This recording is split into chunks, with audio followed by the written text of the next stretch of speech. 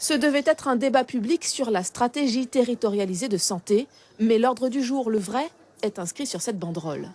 Dans cette salle de la médiathèque de Kourou, le personnel du CMCK, des praticiens libéraux, des élus, des usagers de l'hôpital, tous ont très vite exprimé leur inquiétude.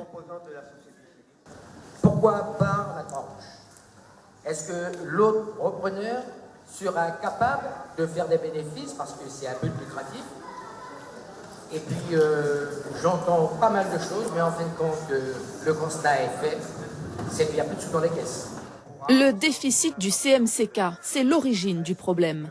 Il s'élève à 5 millions d'euros fin 2016. La Croix-Rouge ne peut plus supporter ses dettes, alors elle cherche un repreneur et entame des tractations avec le groupe privé Rainbow Santé en vue d'une cession.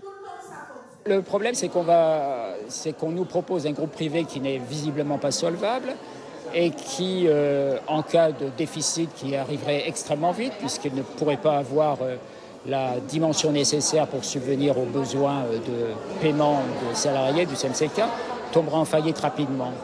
Donc ce serait alors effectivement, là dans ce cas, au bout de quelques mois, un plan de licenciement serait facile à faire, contrairement à maintenant où la Croix-Rouge n'ose pas le faire parce qu'effectivement ça coûterait très cher à la CRF. Que répondez-vous à ceux qui disent aujourd'hui que la Croix-Rouge cède le CMCK parce qu'elle ne pourra pas supporter des licenciements, un plan de licenciement?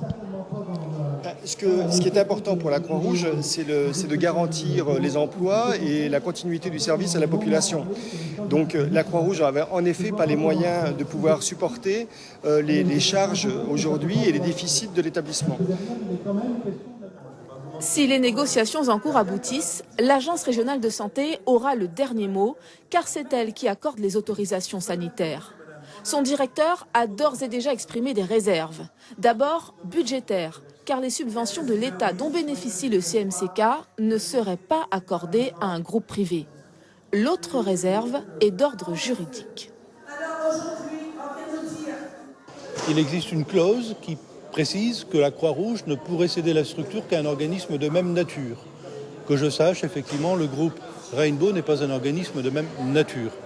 Parce qu'il est privé. Parce qu'il est privé à vocation commerciale. Même si, et ça aussi je l'ai dit, je n'ai pas de doute sur son professionnalisme et sur l'effectivité de ce qu'il fait ici en Guyane, notamment en matière d'hospitalisation à domicile. Après 2 heures d'échange, les salariés du CMCK venus pancartes à la main sous l'impulsion du syndicat UTG n'ont pas eu toutes les réponses espérées, mais leur détermination reste forte. Nous, on était partis sur le fait que nous ne voulons plus rester sur le giron de la Croix-Rouge et que nous souhaiterions passer sur un établissement public au même titre que Cayenne et que Saint-Laurent. Malgré les incertitudes qui persistent sur l'avenir du CMCK, l'Agence régionale de santé affirme être déterminée à maintenir, voire développer une offre de soins à Kourou.